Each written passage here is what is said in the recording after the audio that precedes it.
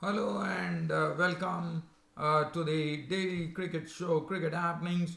And this particular cricket happening show is going to be all about the preview of preview of two matches rather, and the selection squad. So, first of all, the preview of the third one day international, which is a very crucial fixture for Australia to remain in the race in this ODI series.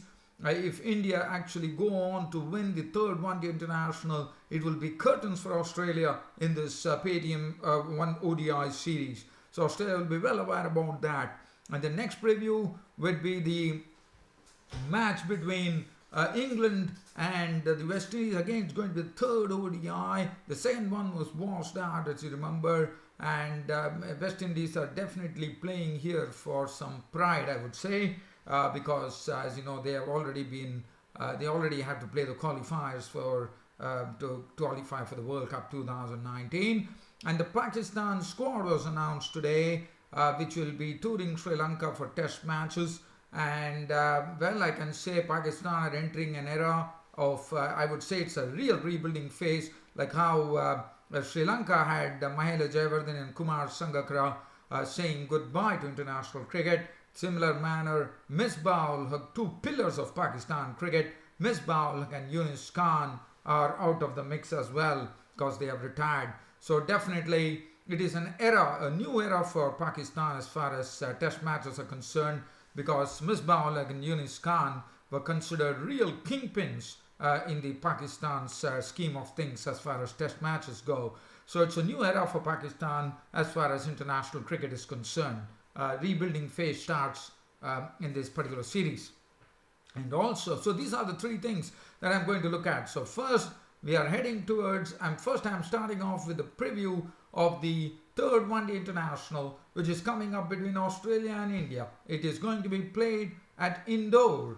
And we are going to have first a look at the Australian team, because the Australians are under pressure. As I said, it's a very crucial game for them. It's all about getting a win, because if at all they want to stay in the race, they have to win. It's a must-win fixture for Australia tomorrow in the third ODI at Indore.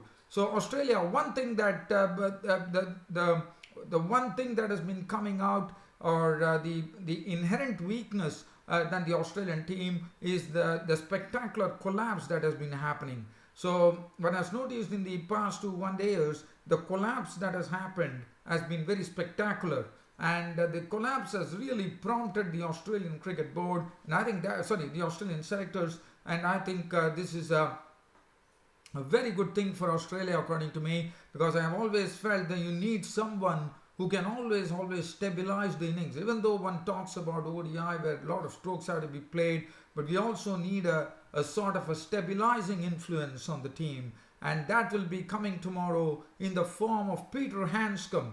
And Peter Handscomb will be the man who is taking over from Hilton Cartwright. And I think that's the right decision. Hilton Cartwright was told to open the innings, but it has really come to zilch.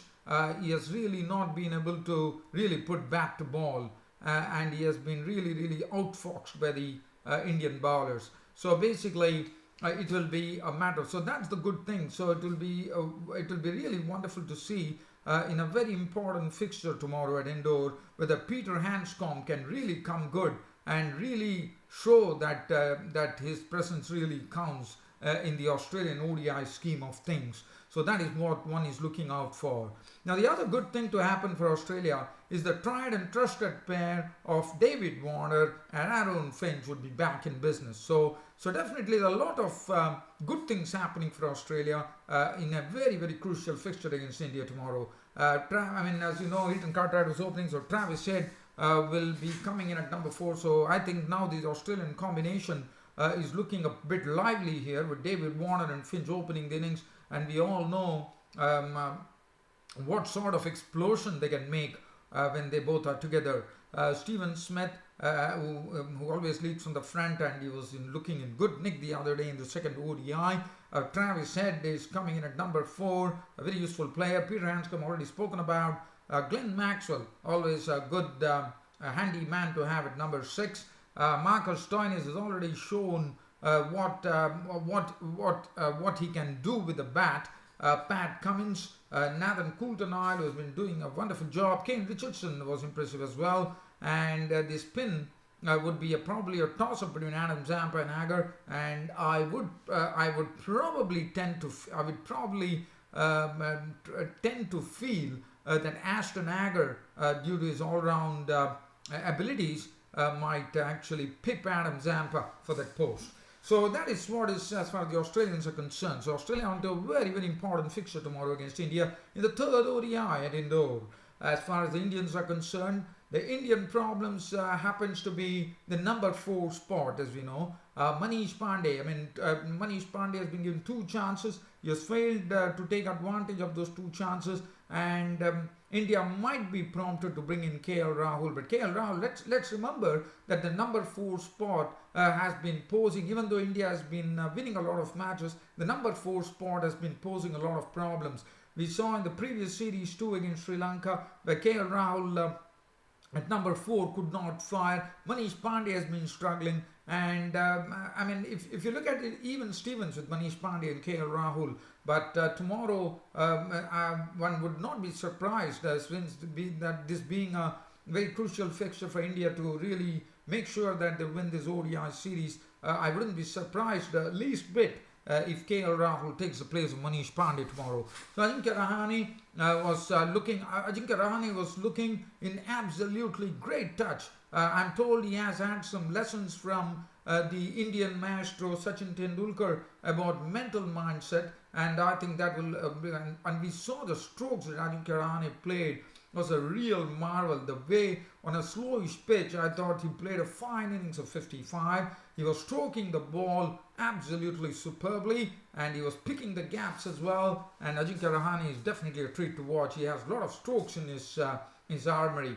Rohit Sharma and Rahane will open the innings. Virat Kohli, and nothing to mention about Kohli. Kohli is in pink form. And then they have Kedar Jadhav, Dhoni wicket by Hardik Pandya, who is somebody who is definitely walking into the footsteps of and I'm sure this Hardik Pandya is going to be the Indian all-rounder for the future after one of the wonderful all-rounders who has ever played for Indian cricket, all-rounder Kapil Dev.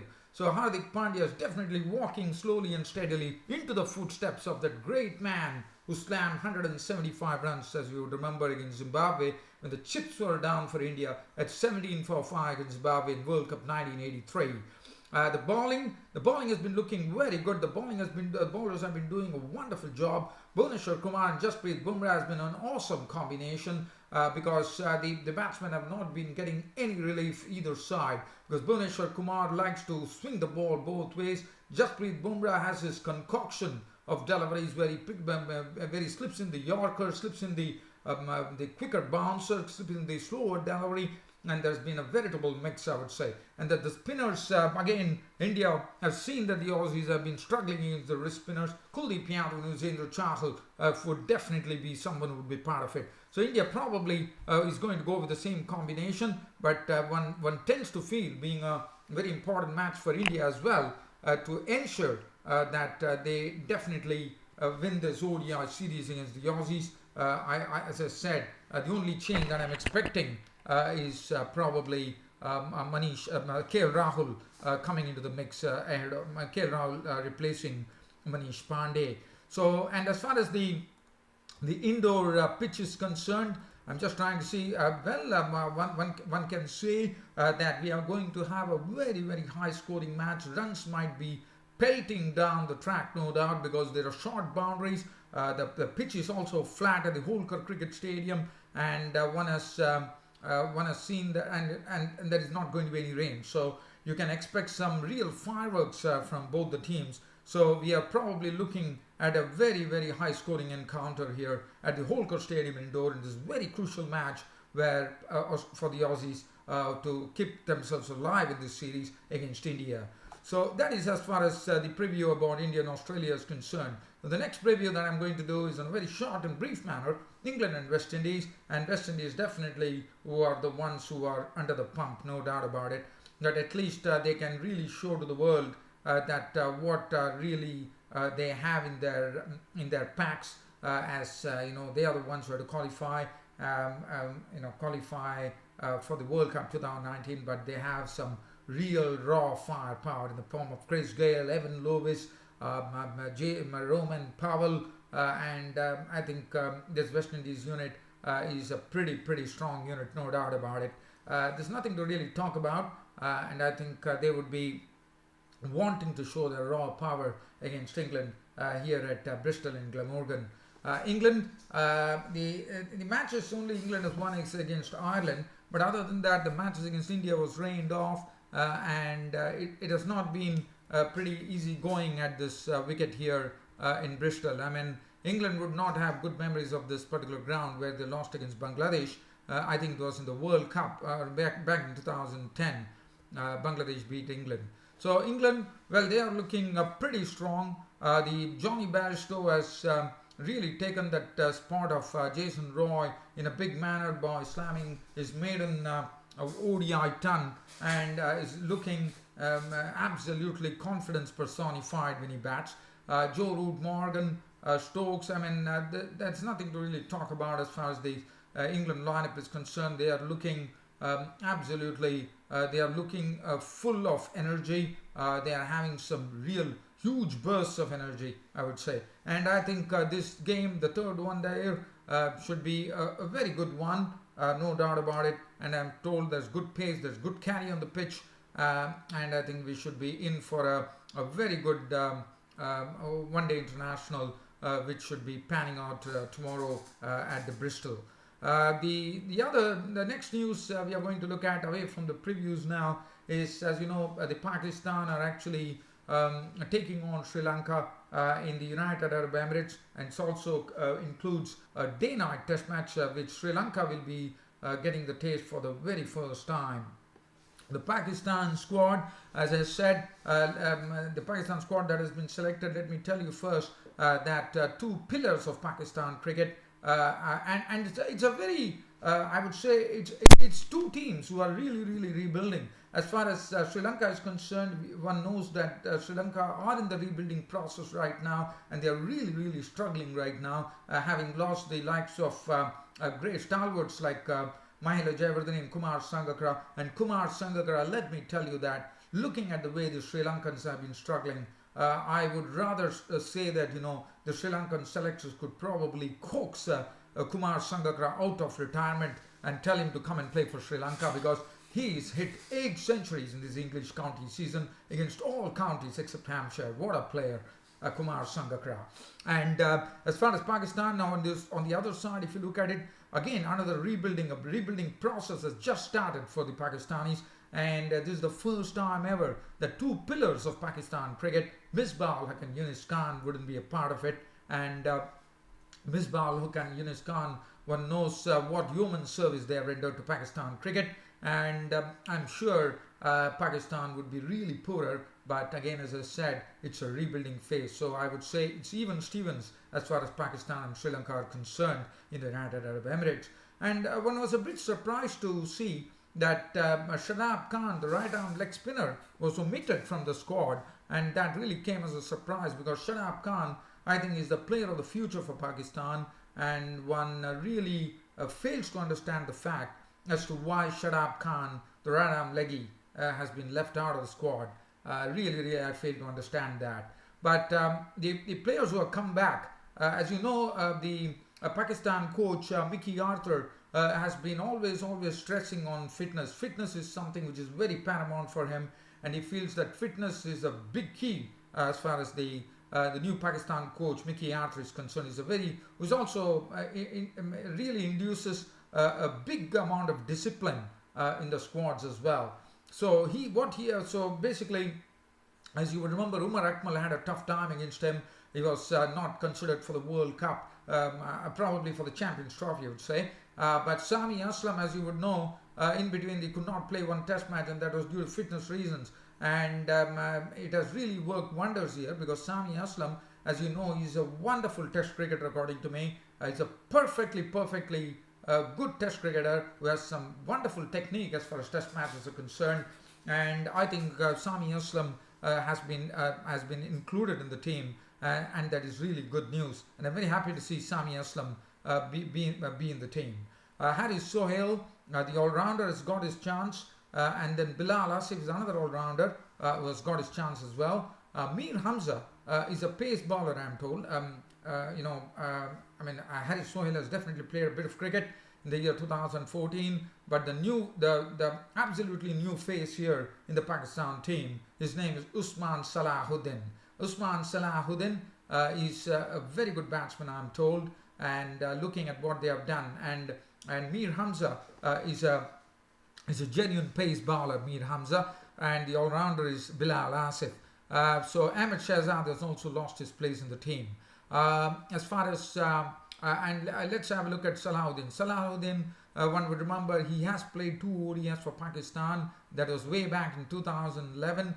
So Usman Salahuddin has got his chance. So I'm trying to see whether I can share some information about these players, and I'm trying to see whether is there anything that I could really share for these players. But till now, I don't have much information about these 2 players. But nevertheless, Haris Sohail, one knows about it. But two new, absolutely new players in the Pakistan team is Usman Salahuddin, and the other one is Mir Hamza, the genuine pace bowler.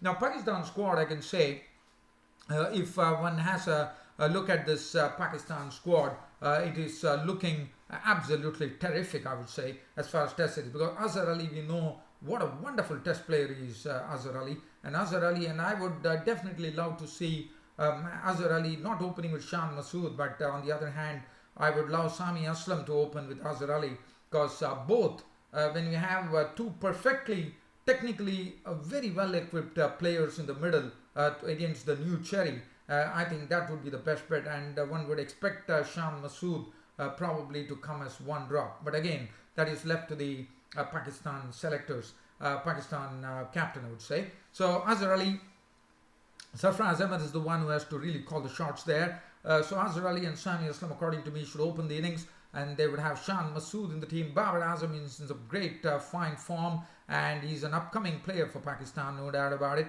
Asad Shafiq, another very, very good Test player who really plays some fine strokes, I would say. I would rather say that Asad Shafiq is in the same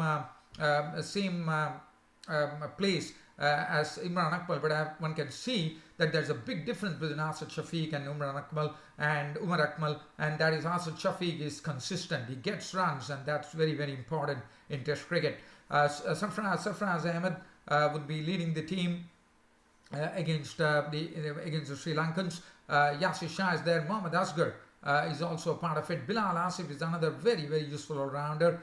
Mir Hamza, as already told about. Mohammad Amir would be a sort of a very key figure as the bowler for Pakistan to get the breakthroughs. He's the most experienced bowler in the ranks for Pakistan. Hassan Ali, well, who would forget Hassan Ali? His exploits in the Champions Trophy, which got him the Player of the Series, as you would remember. So Hassan Ali is someone who would be absolutely splendid, according to me. And Mohammad Amir and Hassan Ali, to me, would form a very good bowling combination.